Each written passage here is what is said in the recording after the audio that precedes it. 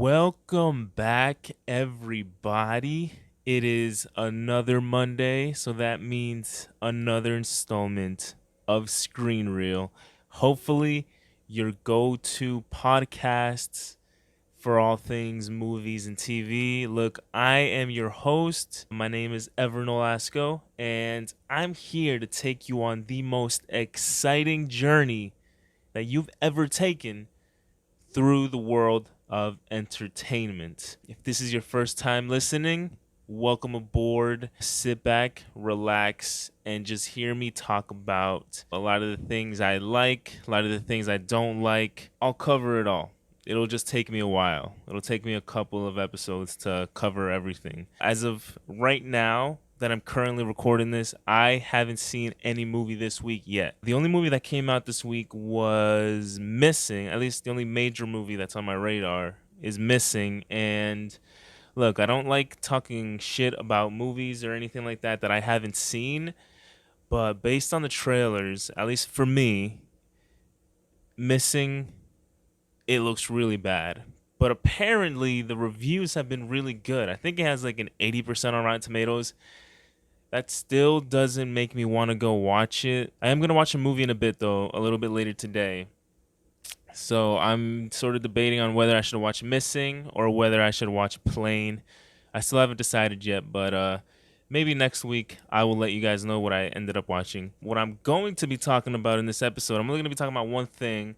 It is basically just my predictions for the Oscars and who I think will be nominated. I only went through six categories, like the six major categories that I personally was interested in, like Best Actor, Best Actress, Best Supporting Actor, Best Supporting Actress, and Best Director and Best Picture. I didn't see every movie that came out last year, so there's like three of them.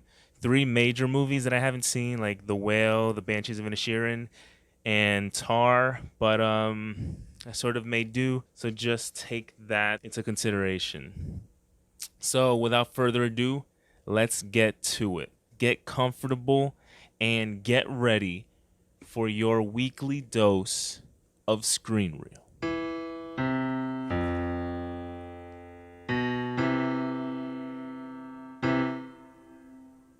Okay, so the Oscar nominations are supposed to be announced very, very soon. I think within the next couple of days. I think on Tuesday. So I just wanted to go through some of my picks of who I think are going to be nominated. And then I'll even take a guess at who I think might win. So what I'm going to do is I'm going to start with the Best Actor, Best Actress, then Best Supporting Actor, Best Supporting Actress, then Best Director, and then I'll finish it off with my picks for Best Picture. Cool? Cool.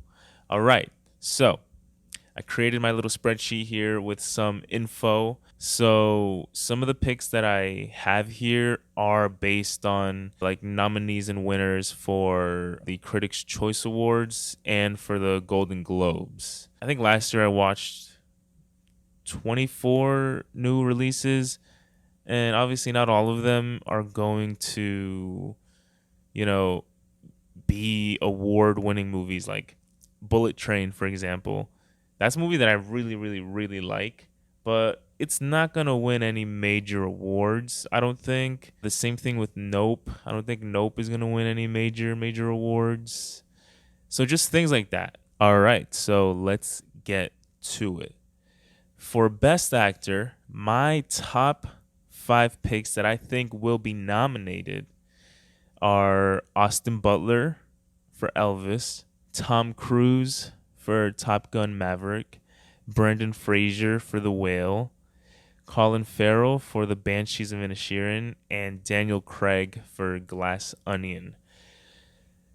So let me just explain some of these choices. Now, I didn't see The Whale or The Banshees of Inisherin, but the reason why I chose Brendan Fraser and Colin Farrell to be on this list is because Brendan Fraser got nominated for both the Critics' Choice Awards and for the Golden Globes, and he won the Critics' Choice Award for Best Actor. And then Colin Farrell was vice versa. He got nominated for both, and he won the Golden Globe. He won the Golden Globe for musical or comedy. I don't know if that movie is a musical or comedy, but anyway, so the other three, I do have a personal, like, it's an actual personal choice. So Daniel Craig, he only got nominated for a Golden Globe. He didn't get nominated for Critics' Choice. But I think that I personally really like him as Benoit Blanc in the Knives Out films, and I actually liked his performance more in this new one in Glass Onion. He did a spectacular job in the first one, in the first Knives Out, but I think he sort of has grown more into the role, and then since the first one, he's become that character more. So I really like him. And at first, when I first saw the first Knives Out, the accent threw me off a little, but I think it was a lot better in this. Now, I kind of got over it after the first couple of minutes in the first one. And then obviously in this one, I was already expecting that accent to come from Daniel Craig. So yeah, that's why I have him. And then Tom Cruise, I have Tom Cruise on here as well. He got nominated for the Critics' Choice, not for the Golden Globe. Look, his performance in Top Gun Maverick, it wasn't anything, complicated. It wasn't, anything deep or emotional, but I think he did a great job in it, especially after 36 years. I felt like he really just slipped right back into that character that he played in the first Top Gun. And then I also have Austin Butler here as Elvis. He got nominated for both the Critics' Choice and the Golden Globe, and he won the Golden Globe. So, look, I think for me personally, I think not only should Austin Butler get nominated for an Oscar, but I think he should also win. Because, look, I've been a fan of the real life Elvis for a couple years now, since I was in high school. And I've just watched a lot of his performances. I've watched a lot of like real life videos of him. And seeing Austin Butler in this new Elvis film, I feel like he really delved deep into the character and he became Elvis Presley. Like he still has the voice, his mannerisms. So he really devoted a lot of time to becoming this character and it reflects on screen. So that's why for me, Austin Butler, I think he is going to get a nomination and I really do hope that he wins. Okay, so for Best Actress, the 5 actresses that I think are going to make the Oscar nominations are Cate Blanchett for Tar, Michelle Williams for The Fabelmans, Michelle Yeoh for Everything Everywhere All at Once, Viola Davis for The Woman King, and then Margot Robbie for Babylon. So again, here I didn't see Tar or The Woman King or Babylon. I really wanted to go see Tar, but I just never got around to it. And then The Woman King, I honestly, it just didn't really interest me. And then the same thing with Babylon. Well, Babylon, I was very much interested in going to watch it, but then some of the reviews were mixed, and I don't know. I just decided not to go watch it. It sort of, killed the hype that I had for the movie. But the reasons, again, why I have them, look, Margot Robbie, she got nominated for both Critics' Choice and for the Golden Globe. The same thing with Viola Davis. She got nominated for both. And then Cate Blanchett for Tar, she got nominated for both the Critics' Choice and Golden Globes, and she won both of them. So not only do I think she's going to make her way into the Oscar nominations, but I think easily she's going to win. And then Michelle Williams, I think she did a really good job because I did watch The Fabelmans. I think she did a really good job playing the mom and then playing that particular character. Like I know she's sort of playing Steven Spielberg's mom because the movie is inspired by his life. I did think her performance was really good for the character that she was playing, But don't hate me. I thought the character in this fictional movie was kind of annoying to me. But that's just me. But that has nothing to do with her acting. That was just the character. And then Michelle Yeoh for Everything Everywhere All at Once. Again, she got nominated for both, and she won the Golden Globe. Now, Kate Blanchett won the Golden Globe for a drama picture, and Michelle Yeoh won for a musical or comedy picture. Now, I don't know. I wouldn't consider Everything Everywhere All at Once to be a musical or comedy. So, yeah, I don't really know why they categorize it as that. But, yeah, I have her in here because, look, Everything Everywhere All at Once is probably in my top 3 favorite films of 2022. All right, so moving on to Best Supporting Actor. I only have 4 picks here, and again, I did not see the Banshees of Inisherin. So 2 of my picks are from the Banshees of Inisherin. So my 4 picks are, I don't know how to pronounce the name, Kei Hu Kwan. He played Wayman Wang in Everything Everywhere All at Once. Paul Dano for The Fablemans. Barry Keoghan for the Banshees of Inisherin. And Brendan Gleeson for the Banshees of Inisherin. So yeah, Barry Keoghan and Brendan Gleeson. Again, I didn't see the Banshees of Inisherin, but they were both nominated for both the Critics' Choice Award and the Golden Globe. So I feel like they have a good shot at making the Oscars nominations list. Paul Dano, he only got nominated for the Critics' Choice Award, not the Golden Globe. But I think he really played the father in The Fablemans really, really good. And he has such a good range because the character in The Fablemans is completely very, very, very different from the character that he plays in The Batman.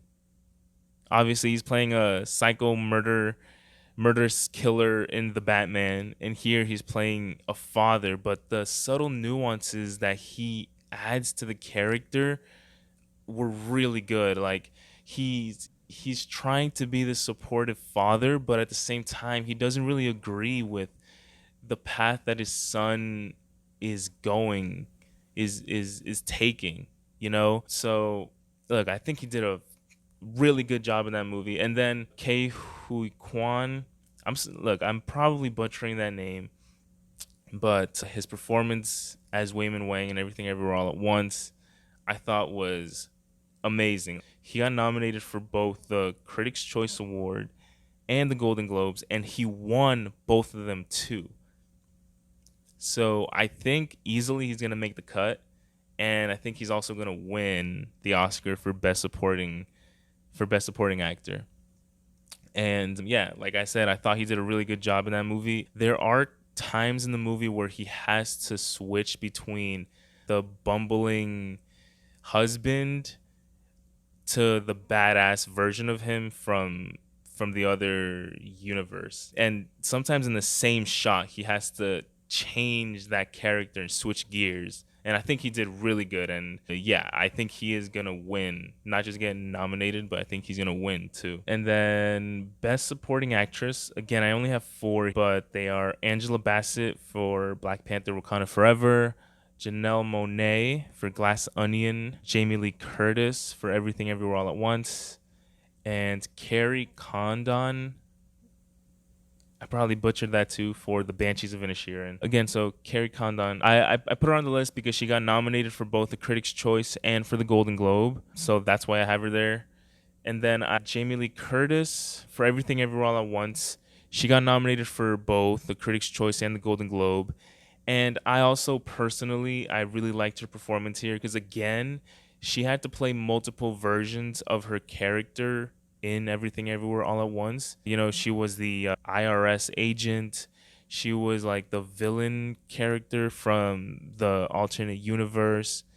You know, she had to play the hot dog finger version of herself. And they were all 3 like very distinct characters. And I think she pulled off all 3 extremely well. And then Janelle Monáe, she was in Glass Onion.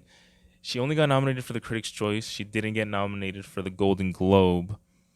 But I really liked her character, and it's very similar to the Jamie Lee Curtis because she played twins.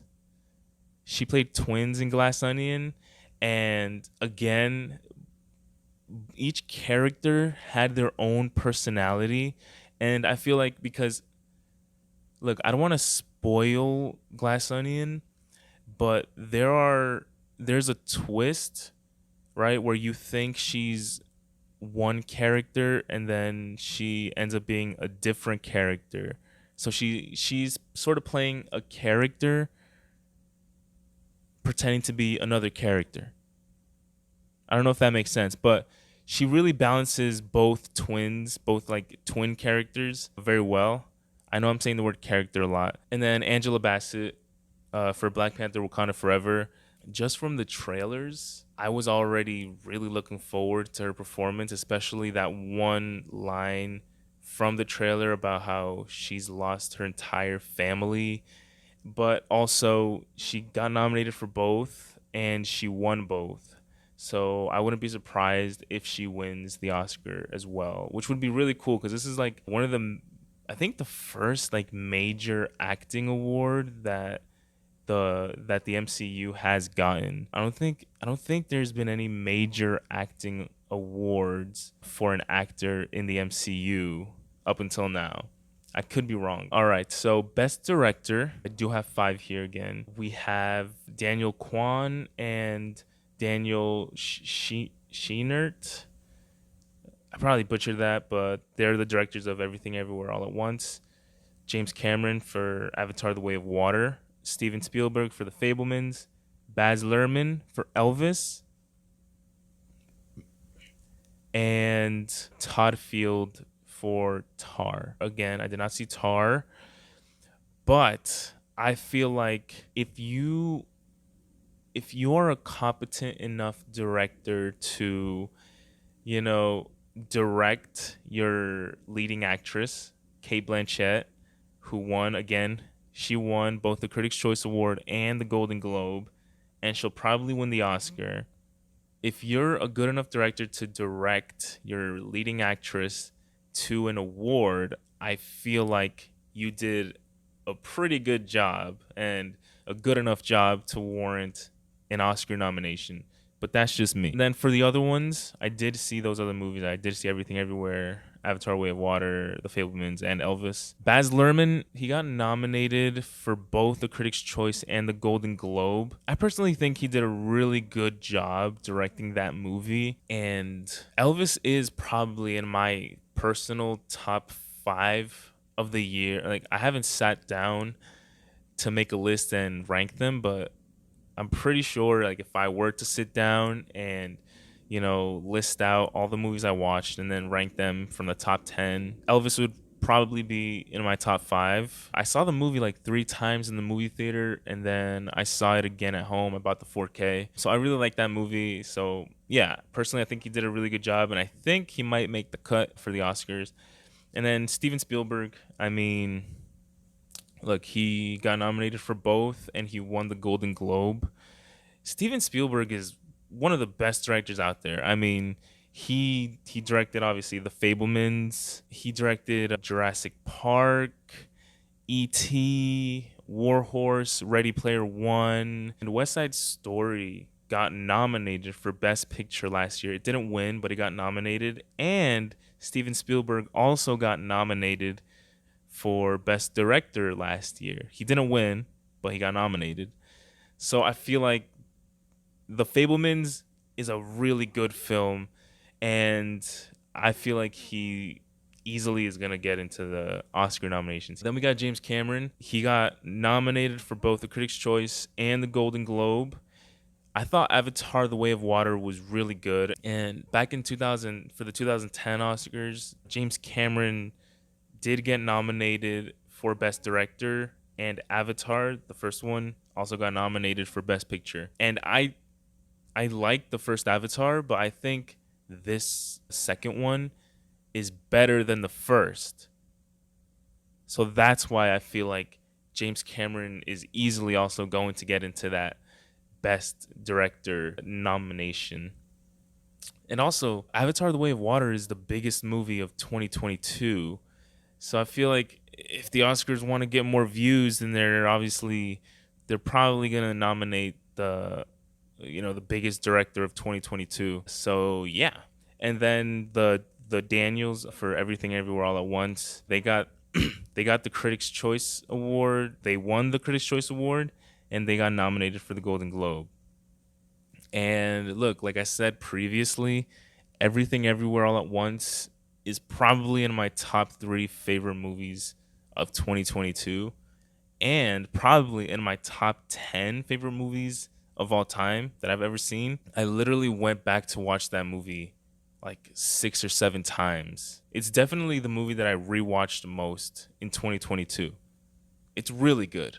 Then for Best Picture, now Best Picture, it has up to 10 nominations.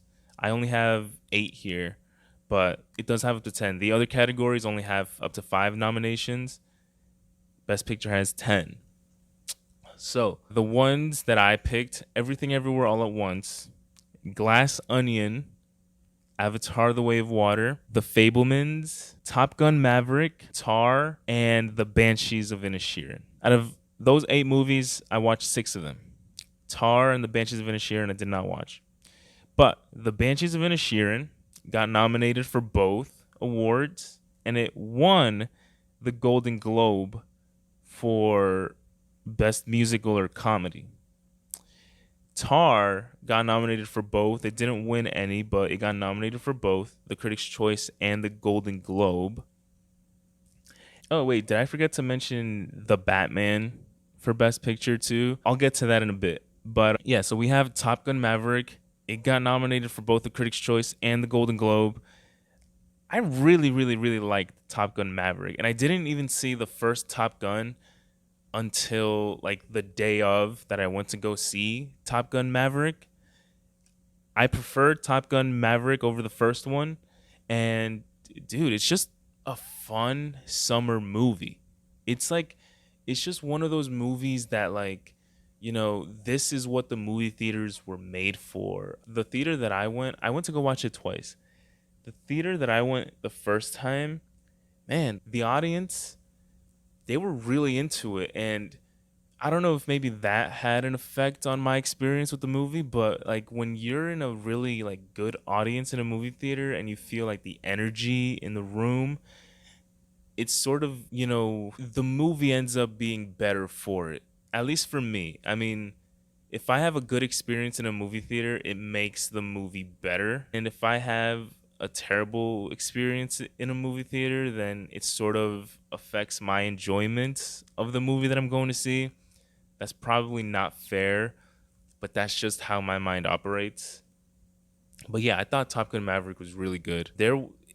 I mean, they really were inside those fighter jets. There's probably some CGI in there, but I think for the most part, it was all completely real. And you can feel that. Like, you know, I don't want to diss on Marvel, but like a lot of the stuff that they have is CGI. If you see some of the behind the scenes for like Infinity War, there's this shot where Tony Stark is sort of hiding behind a wall.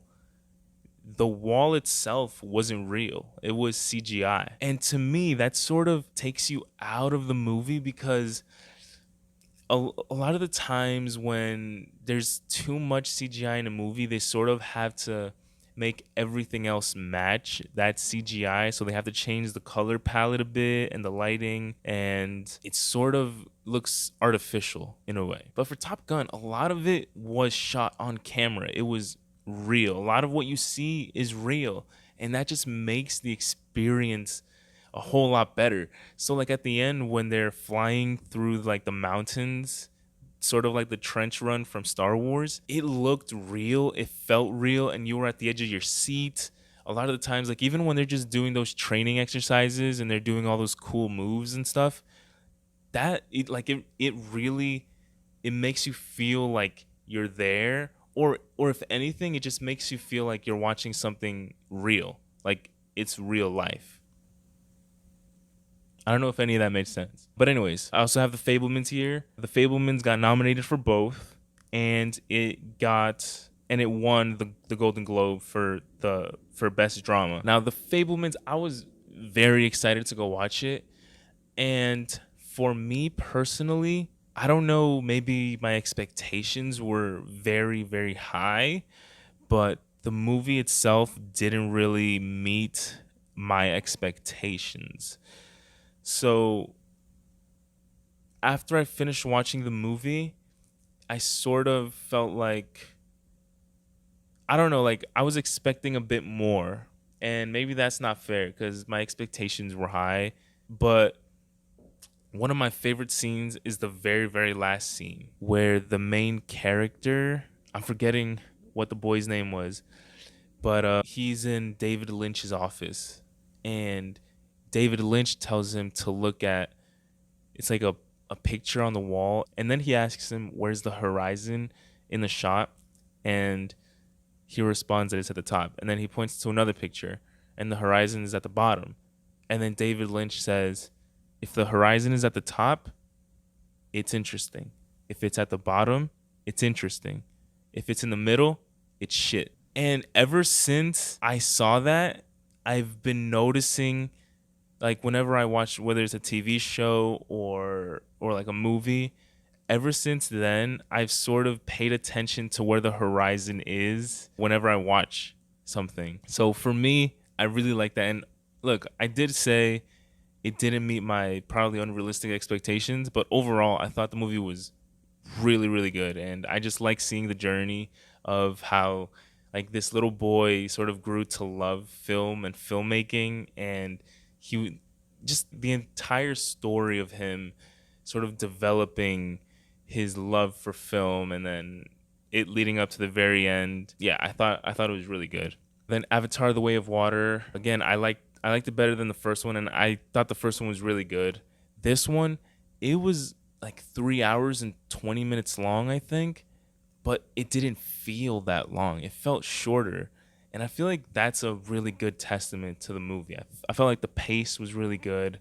Um, a lot of the action was really good. The story is pretty straightforward. It's not complicated at all. And a lot of people sort of criticize the Avatar movies for that they have a thin plot, but I don't see why a movie has to have a complicated plot, with interwoven storylines for it to be good. It's just a basic story of this man, or this alien, because it's a blue alien, but just this person just trying to protect his family. And I really like all the scenes of them like learning how to swim and how to navigate through the waters and how to use those water creatures. It got nominated for both the Critics' Choice and Golden Globe. So I think it will. I mean, there's 10 slots for Best Picture, so I don't see why Avatar: The Way of Water wouldn't make its way there. And then Glass Onion, like I said, I saw the first one a couple years ago. I saw the first Knives Out, and I thought it was really good. And I think I like Glass Onion even more. A lot of the twists in the movie landed, and I did kind of, my prediction of who the killer was, I felt like I had a strong sense of who it was from the very start. But apart from that, I thought it was really good. And Everything Everywhere All at Once, I think this movie is going to not only get nominated, but I think it's going to win. I think it should win. Look, I don't know what else to say about the movie. I feel like I've said a lot during this whole thing. It really is one of those movies that makes you think about your own life and makes you reflect on who you are and the choices you make. And then at the same time, there are a lot of moments of levity and humor. And I feel like the drama and the comedy in the movie really meshes together well. And there is a good balance in it.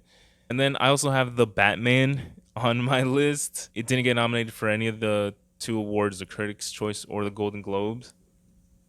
And it probably won't get nominated for Best Picture for the Oscars, but there are 10 slots. And to me, this movie was probably my favorite movie of 2022. I just watched it again. I watched it twice in the movie theater, and then I watched it again like 3 weeks ago during like the Christmas holiday, like the last couple weeks. And it's so good. I don't think it's better than The Dark Knight, and I don't think it's better than Batman Begins. I don't think it's better than Batman Begins, but I do think it's better than The Dark Knight Rises. But yeah, look, it's probably a very little chance that it'll get nominated for Best Picture. But for me, it was the best movie of 2022, so that's why I'm putting it here. So, anyways, that is pretty much my lineup for my predictions for these 6 categories. Look, guys, thank you guys for watching this 3rd episode of Screen Reel. Like I said, I really like doing these. It's really fun. Hopefully, I gave some interesting, insightful commentary. And the Oscar nominations are supposed to be announced tomorrow morning, Tuesday. So we'll see pretty soon how right my predictions are. And then next week, I will go through and just quickly go over that. Look, guys, the podcast is available on all platforms, even the YouTube version. You can find it on YouTube. It's just my name, Ever Nolasco. That's the YouTube channel it's under. But yeah, we got it on Spotify, Apple Podcasts, Google Podcasts, Amazon Music, and Stitcher. Look, if you like the podcast, please leave a review. I love hearing your feedback. And even if you have any critiques or comments or anything, I love to hear that too, and just make the show better, make the podcast better every single time that I do it. I do think I'm getting more comfortable with it. Also, be sure to follow the podcast on Instagram. It's at Screen Reel Podcast on Instagram, and you'll get a heads up on what the topic for next episode will be. So yeah, look, don't forget to come back next week, next Monday, and I'll continue just doing my thing here. Without further ado, I'll see you guys next time. Bye.